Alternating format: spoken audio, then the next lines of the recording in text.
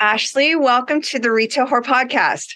How are you? So excited to be here. I'm so excited that you're here. A little backstory for everyone is that I went out to Dallas Market Center and I was part of the Stylize influencers program. I have a hard time saying influencers because it's not, I'm not an influencer, but I saw your product and I absolutely fell in love with it. And, you are so lovely. And I was like, you have to come on the podcast. So you were like my third style I pick for products because when I go to shows, I'm always looking as a buyer for my clients, but my background's Fred Siegel. So I'm still always looking for that item that everybody doesn't have. And it's like, you're kind of first on board, and I always call it the pet rock. And I feel like your product was my pet rock of that show. Love that. Yeah, no, we were so excited that you found us, and your energy and our energy just going off in the middle of the show was fabulous. Oh, so great. I loved watching your Instagram too, and watching your day as you went through the show. Like, I'm so bad about that. I try and do a day in the life, and it's like, I understand why influencers have a second person there filming them, because I'm trying to film my own content and then film for Dallas Market Center. And I was like, oh my God, this is why this is why it is a full-time job. Yeah, no, I pretty much in the point where our account manager who travels with me, Melanie, I'm like, just remind me to be taking pictures throughout the day, because I won't. You were really good. There's so much going on. Yeah. I mean, was that your first show? No, we've been doing shows since 2021. Okay. So probably third or fourth show in Dallas. Okay. Yeah, so. It's a lot. I mean, it's a lot. I mean, it's like I always talk about, like during shows, it's like, for the vendors, like somebody usually sets up your space, but then you go in, you make your tweaks, and then you're on like all day. And then most of the time you take people out for dinner, and then you go to sleep and wake up and you do it all over again, and then off to the next show. So I got to give it to you guys, because you always had like that happy energy, and you guys just like look like you're loving what you're doing. So that energy, Fred Siegel used to say, energy creates energy. And that was a very good example of that. Yes, very much so. I always say I conserve all of my energy for show season so I can be extremely extroverted that week and then be introverted the rest of the year. Yeah, I'm a total introvert. As odd as that seems that I do this, I have the hardest time, and it seems so weird that I'm saying that, but I'm so happy, not talking to anybody, kind of my own thing. When it's your job talking to people, then yes. So tell everyone a little bit about yourself and your background. Yeah, so my name is Ashley Withey. I am the co-owner and managing director here at Friendlily Press. My little background, I am a graphic designer by trade. I went to college for graphic design and marketing. I worked for Susan G. Komen out in Austin, Texas for a while. I worked for what is now Marriott Hotels. We did the when they did the buyout, I was on the team that was managing a lot of that in terms of changing all the materials that were client facing and internally facing to everybody with branding. We opened some hotels in Hawaii, things like that. It was fun. And I've also worked in the advertising world. So I've kind of dipped my toes in a little bit of everything. And I just wanted to find the right fit. I loved doing product stuff for fun, mostly like art pieces. And honestly, it kind of fell into what we're doing now. It all happened very quickly, but very happy, it did. So most people in Orlando know that we got our start. We were doing freelance graphic design projects back in early 2010s. And when the Pulse tragedy happened here in Orlando, we did an art piece for the community, which is called the Love Orlando Orange. It's all over Orlando. It was in a John Legend music video, as our a starting point. It's on a mural here in town. It was in different pieces, including an art exhibit at the History Center. It was in a John Legend music video. It was really everywhere. And it was really just an artistic project for for the community. What is the art? Do you have any picture of it, or can you explain what it? Actually, I do. What is? Do you want me to just show you to you? I mean, people do watch it on YouTube. Let's see. Yeah. Of course, it doesn't want to open on my phone. It is this piece right here. That's the mural. love that. But we did stickers and stuff for it. It was on t-shirts, and it was just like an artistic community outreach project where we did it not with the intent of it being a product. It was more intended to be just an artistic interpretation of an emotional period in the city. And that's what we did. We had a lot of stores and businesses that wanted it to be a product. So we did allow businesses to be able to financially back getting it manufactured. So mine mainly it was stickers and t-shirts. And what we did was that the funds made from that project went entirely to charity. So if anything, it gave us more a social following. We took a long hiatus, like several years off. And then in 2019, we ended up rebranding into Friendlily and doing completely separate products. But, we had that following now, and people wanted to see us doing more, wanted to support us, which was amazing, more than we could have ever asked for. And one of our products just happened to be our barware stuff. And it took off. Like it took off literally overnight. It was 2021. We were working with one independent sales road rep. And within 5 months, we went from myself and a single staff member working out of my house to a staff of almost 20 people working out of 6,000 square feet of offices and warehouses. Holy shit. That's amazing. Yeah, it was a big jump.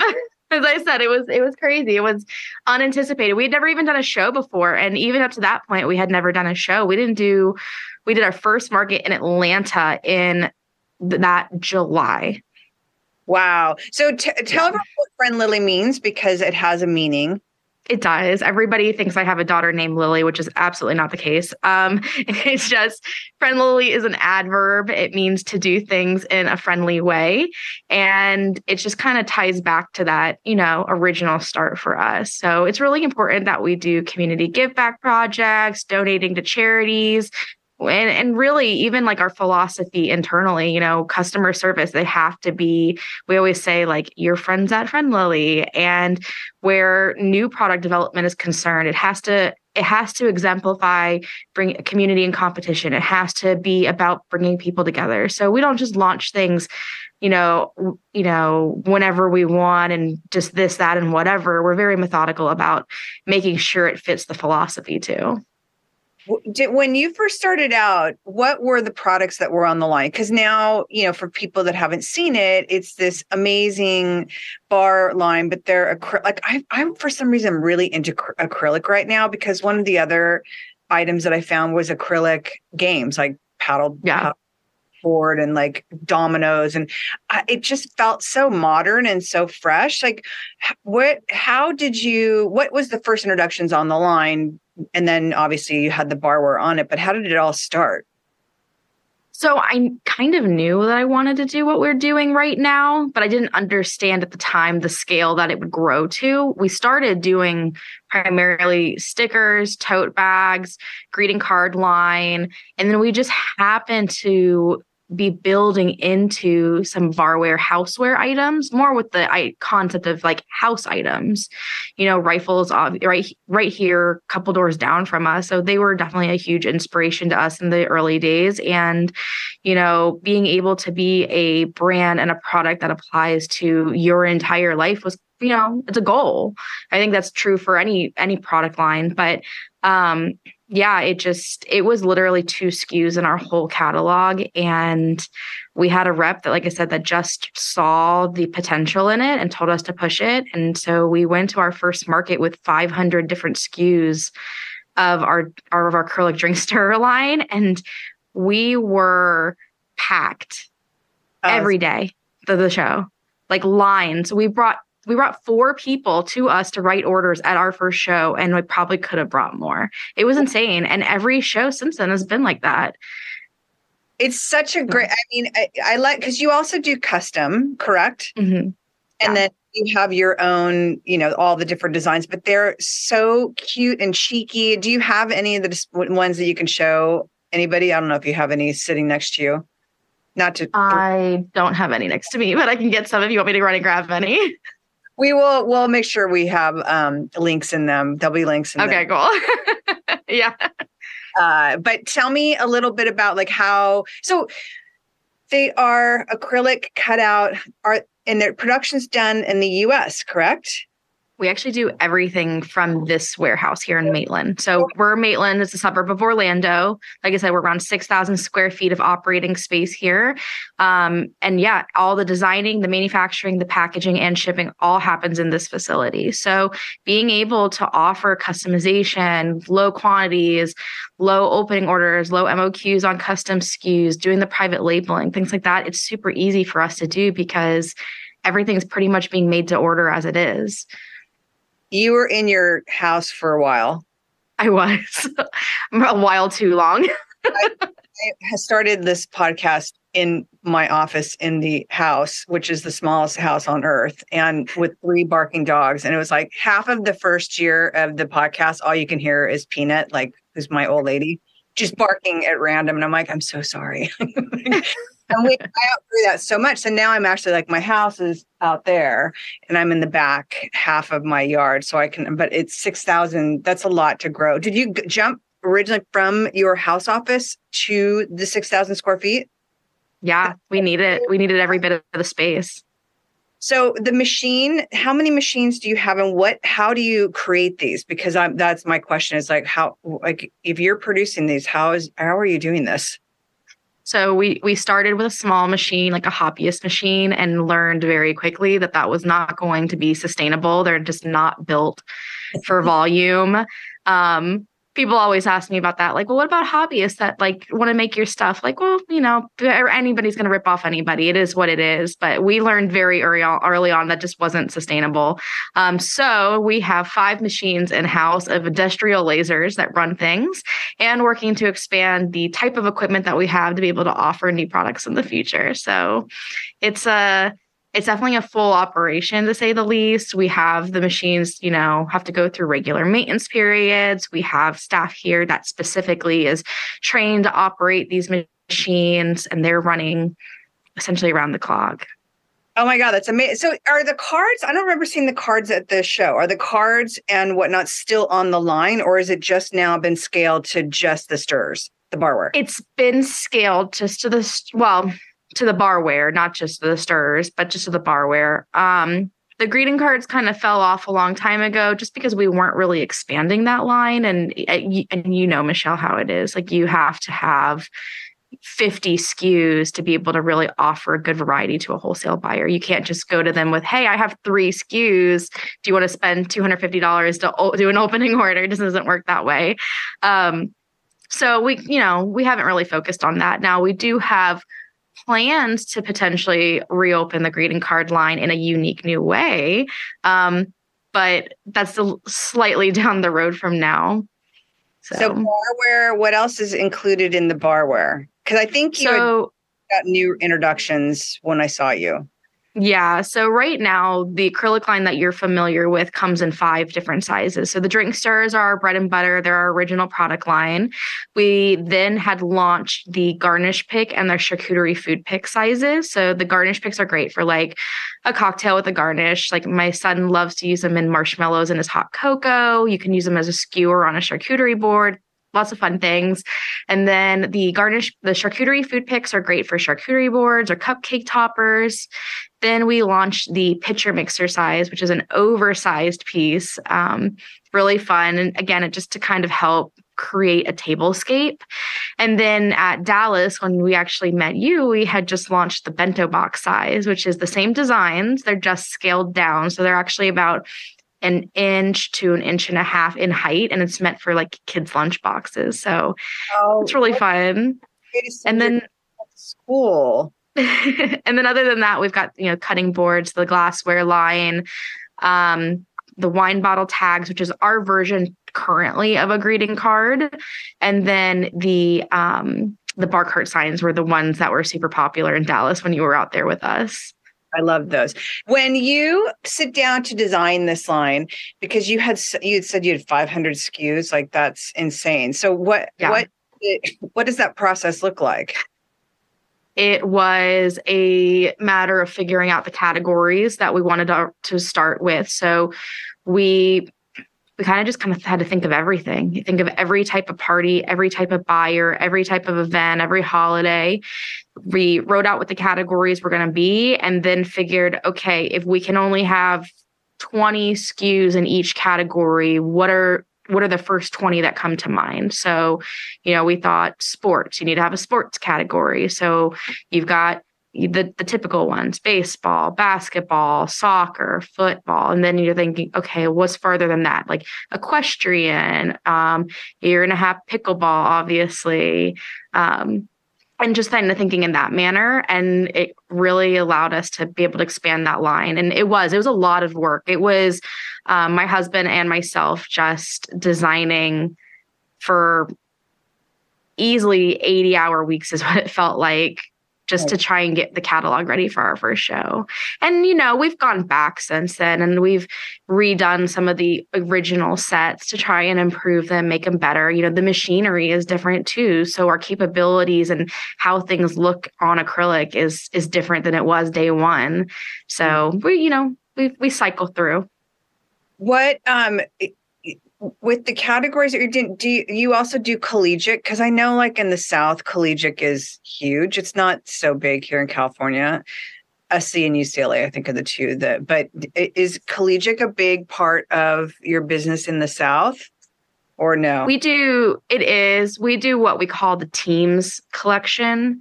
So they're not specific to any specific school or college. They're just general colorizations and imagery that might, work with, we have some that use them for high school, some that, want to buy because of colleges, but we don't have like specific universities. But our team line in general does work really well with collegiate, and it's very popular. Yeah, that's one of the things, because, I remember doing Atlanta, and like, there's like rows and rows and rows of collegiate stuff. I'm like, I didn't go to college, so I've missed the experience. So I obviously missed the whole point of it, but it's always mind blowing, to see how much is out there and like what a big market there is for it. It's kind of crazy. Yeah. Crazy for a California girl who didn't go to school, who doesn't understand team spirit. Yeah, no, in the South, it's a very important part of your identity is the college that you went to.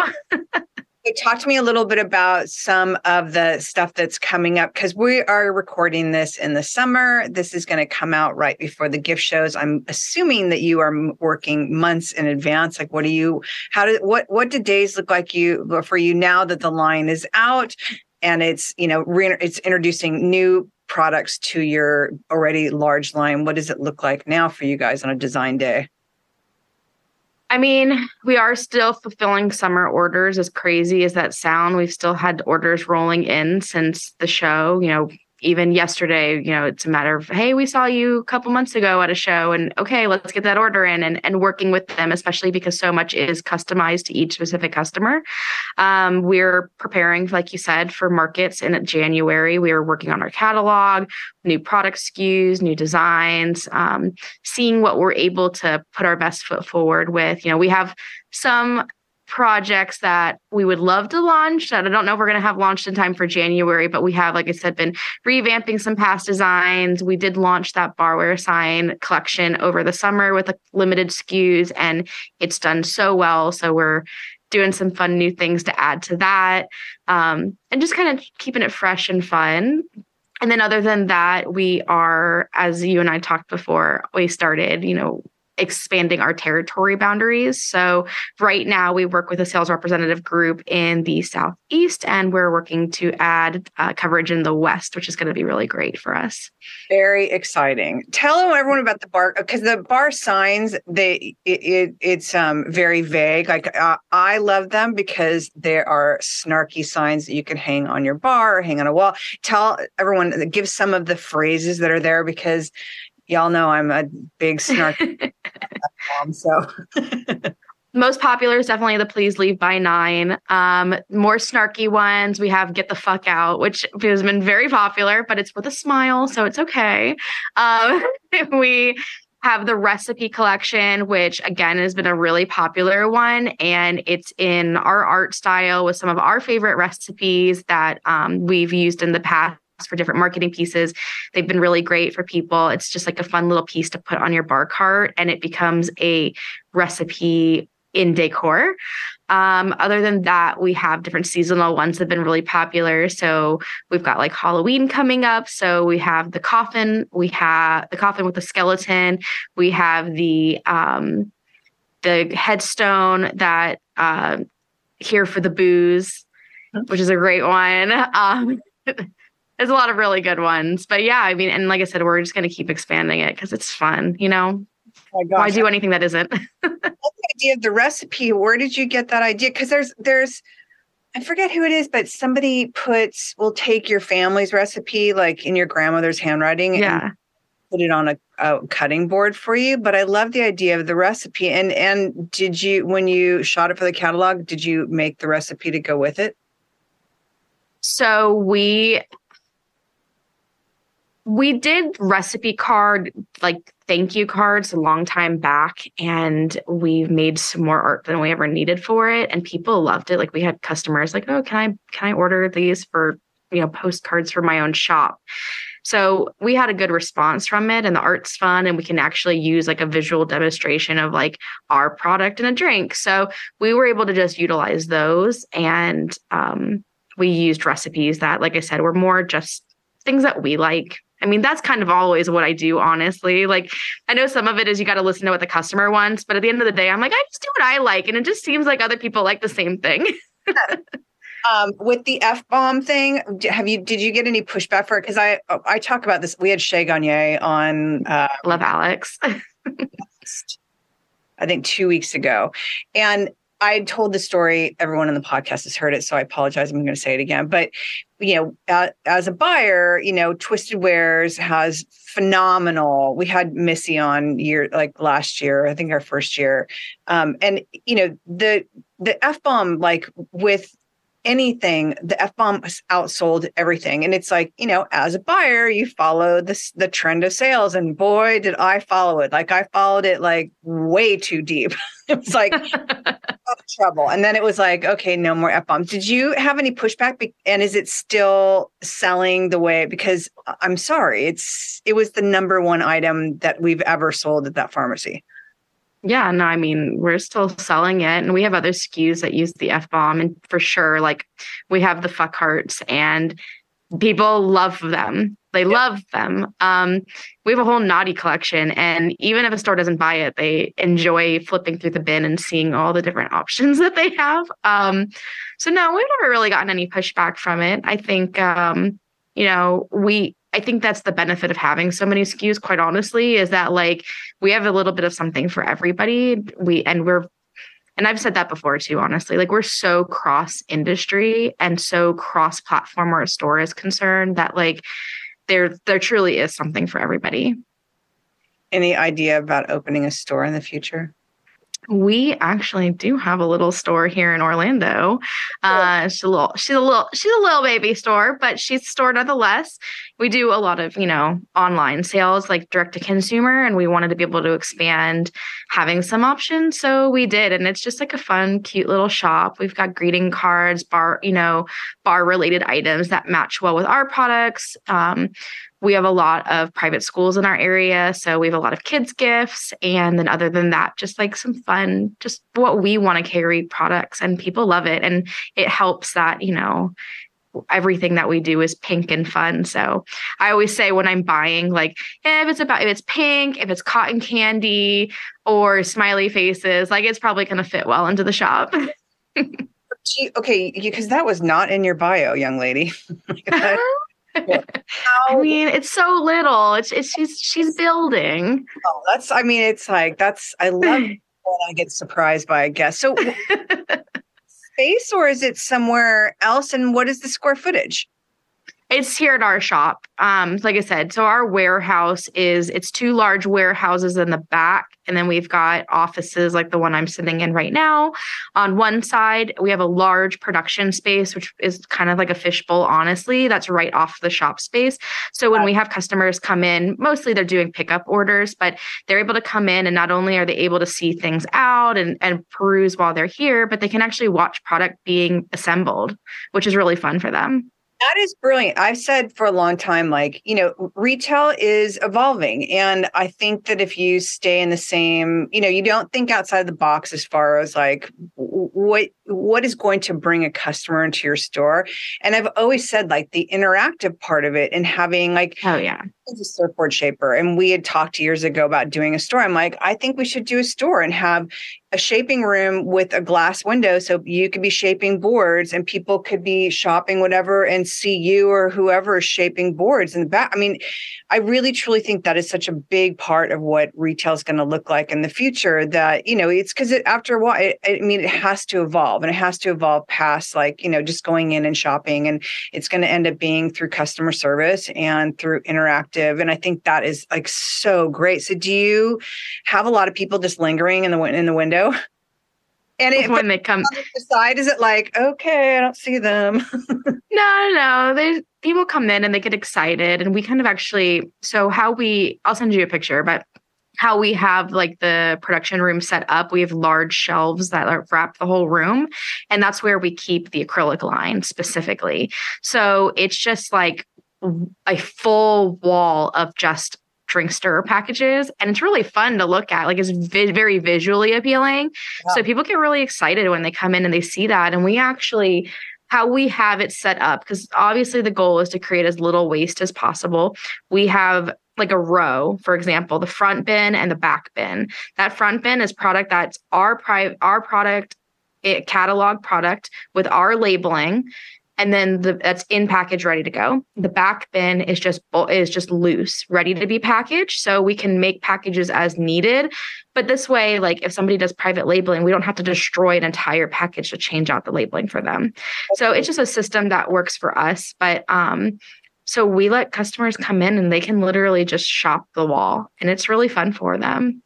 Like I said, we make everything in-house. We don't even have to keep inventory of certain SKUs because it doesn't matter. Like, inventory is whatever we want it to be. How long does it take to kick out? Like, say, you know, somebody puts in an order. What's your turnaround time, and how much is the actual time that it takes the machine to cut? Well, like I said, we've got multiple machines running, so we can get stuff out pretty quickly. Our average opening wholesale order is around $1,000, even though our opening is only a $250 requirement. What? People getting super excited, like, oh, and add this one and add. Yes, exactly. Exactly. We have that more times than not where somebody's like, I don't know how I'm going to hit the minimum. And then they start flipping through the bins and looking through the catalogs. And we're like, oh, did you think about doing this or this? And they get so excited. And especially with the private labeling and custom products, it feels super special and like proprietary to your shop. But so that's pretty much an average opening. If it's, you know, catalog and it, you know, even if it doesn't have to be pulled from the shelves, generally speaking, we can get a catalog order out in about 48 hours. Wow. From start to finish. How long does to cut one, like what's production time for it to go through the machine to create one package? So our fastest machine runs a square foot of material in around 10 minutes. So you could kick out, I mean, how many comes into the square? It depends. Every design is a different size. I mean, that's why I always think it's funny too when people ask me like, well, what is your discount rate for this? And I'm like, well, it kind of depends on the color and the size and the design, because they're all different. I mean, that's again, what makes it special is it's all different. It's always I mean, obviously if you're ordering a palm tree, it's always going to be a palm tree. But in terms of like it coming off of the machines, like every design, like I said, it's a different icon. It's a different shape. You just never know. You just got to figure it out. Because I don't even know why I asked you that, because I'm not a math person at all. And that is I get it. We have to be able to judge those things too. Like for trafficking purposes, when we get job jackets in, like we have a trafficking manager in-house, and her job is literally not only putting the job ticket into the system and making sure it's going to the right departments, but like she needs to know exactly how long it's going to take to get that entire order out the door. How did you come up with all these systems? Did they just kind of come into play? Because there's a lot of layers to what you're doing. There is, especially with doing it in-house. So like I said, I have a background in advertising, and I think I've taken a lot of how an advertisement agency works into play and how I operate. this business. And then there's things that like we've learned from other people. There's things that we've kind of just figured out. And honestly, it's not like a perfect system by any means. And we're constantly, pivoting and adjusting because you outgrow systems too. But for right now, we've just kind of found what works for us. And I always tell the team, like, we might be doing too much sometimes, but we're kind of future-proofing ourselves because eventually, down the road, we might change systems altogether. And we have all this data, all this information. We have saved everything. So if we ever do need to change systems or change our process, like it's going to be super simple. Wow. That's incredible. There's so many layers to something like this versus, it's just like, so I'm like, why am I asking that question? I mean, a job jacket comes in and it touches a lot of hands in this building, to say the least. What were some of the big trends for the last show that you kept seeing people order over and over again? I mean, pickleball is just crazy right now. Can't keep enough of it in stock. Gosh, what else? I mean, we're on holiday season, so a lot of the holiday stuff. Halloween, always huge seller for us. People love to drink at Halloween. Christmas is probably a very close second, if not tied with Halloween for us. And then I think right now, really, it's just been buyers just trying to figure out what they need and then what they want. I think in past shows, it's been what they want followed by what they need. But I definitely think, and you were at summer market, so the buying trends were different this year for sure. But well, I think party things, now that people can have parties again, but it's like, because I work with, it's Stephen Young, and one of our vendors is 180 Degrees and Glitterville. And Glitterville is a massive party brand. And it's always amazing to me, like how much the landscape of party products are expanding, and like entertainment product, and it's like, that's why I think seeing yours and how fun and how bright it was. Is most of the product in your little retail store, is it like, party product or entertaining products, or is it just like fun, bright, pick up, no theme? The latter. Yeah, the latter. Like I said, we're so cross industry that even like when people ask me like what our best seller is in general, there's not really one because it depends on the store. We sell to bakeries, so party items are really popular for them, like happy birthday and party hats, things like that, versus a plant store that isn't using them as a drink stir, but they're using them as a plant stick as decoration, which is a fabulous idea. But so they're ordering, plant themes or like maybe something specific to an event they're holding. And then some of our lifestyle stores, like you said, like anything sports related is going to be very popular. Bridal shops want bridal themes. So every store is really different. Even like we do corporate gifting all the time. We do apparel stores. We do independent gift shops. It's just everybody wants something. If I had to say there was one like be all end all bestseller, honestly, it'd probably be our real estate agent set. And that's just because it's one that we almost exclusively customize for every customer, because we'll tell them to switch out, like one of the sticks says home, and we'll have them switch that out for like the zip code of their area, or like the little welcome mat, having it say like welcome to in the city name, because it becomes like a really good closing gift option to offer to their customers. I love that. That's such a great idea.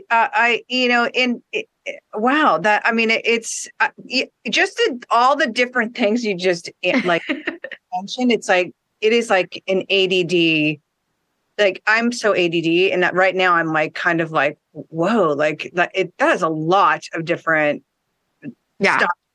And events and parties and holidays, and like that is wild. Like no wonder you came out with 500 SKUs the first exactly out of the box. No one day is the same here. It's amazing. So I always ask everybody 2 questions towards the end. Okay. You're obviously very creative. Where do you find creative inspiration? We do a lot of art things. We go to a lot of art exhibits. We spend a lot of time outdoors. And honestly, like I like quiet spaces to be able to be creative. As weird as that sounds, it's where I get my ideas, is when it's like silence. We have a 5-year-old, so we do a lot of different things like that anyways. And he inspires me a lot. He has, he will come in here and he will design his own drink stirrers. And he has a box of misprints, and like we have labels that are called the Callaway labels, and he'll build his own packages. So oh my God, that is so cute. He inspires me a lot. And like I said, my husband's in, graphic design as well. So we as a family in general just are always doing something that's either to, spark joy or spark creativity. And we do a pretty good balance of it. Is your husband your business partner? Ironically, he's not. I have a silent business partner. Her name is Katie. You'll probably never see her around. It's very rare, but she is a big advocate and helps me a lot. But my husband, Rhett, he's amazing. He's just super helpful. So he doesn't work for you, but he helps you. But that's amazing. That's kind of my husband. He does help me, but he's super creative as well. It's like always really nice to have that just to have somebody to run something by. It's like, what do you think about this? Or, he'll kind of take it to the next level as far as like, I think of something. He's like, well, what about if we do this? What about, it's like, okay, like, I love that. That's great that you guys are able to work together, even though he doesn't work for you. Yeah. Like I said, he works in advertising and he loves his customer, like his clientele, and he enjoys working in that environment. And, he's got to be happy just as much as I have to be happy. But we kind of come together, in the evenings to be able to be like, okay, I'm working on this project. What do you think about this? And, vice versa. We talk about his work all the time too. So, but he's definitely been really helpful, especially with the design aspect, having an extra pair of hands. Fantastic. And my last question is, what is your piece of advice to any entrepreneur that is starting to start their own brand or maker that's starting their own and there's like their first foot out of the door? I mean, make what you love, do something that speaks to you and is fun, and just push forward into it. Like I said, we started with a lot of different SKUs, and then we condensed it down to one idea and then just went from there. And if we hadn't have done that, I don't think we'd be where we're at today. So find what you love, do it, and just go for it. Love that. Thank you so much for your time. I know you're busy. I really appreciate you coming on and talking. I'm so happy to be here. Cutest line ever. With the shows coming up, I really hope you go and seek out your lines. Who is representing you right now? And then when you are on the West Coast, we'll make sure that is mentioned during this episode, and there'll be links to it as well. Yeah, so we are in the Daniel Richards showroom in Dallas and Atlanta. And then we are signing on with our new rep group out in the West, Show Producers. And it's going to be really great. Yes, sales producers will be. Sales producers. Sorry, I need to rephrase that, don't I? I don't know why I always do that. It's because Bonnie runs the show. That's like why. Yeah. So we are with the Daniel blah, blah, blah, blah, blah. I don't know how you do this all day long, Michelle.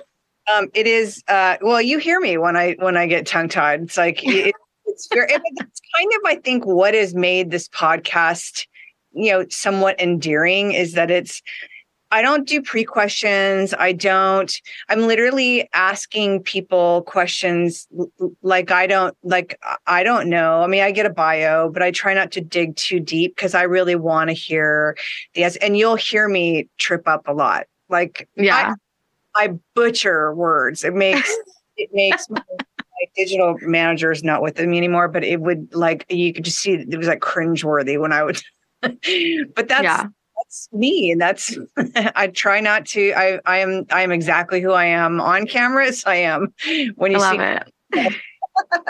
So congratulations on that. I'm really excited for you to come on the West Coast. So for those of you who are listening with the January shows, if you are going out to Vegas, I highly suggest that you stop in Sales Producers and you take a look at this super special line. Yeah, we're really excited to be with Bonnie. So it's going to be fun. Thank you so much.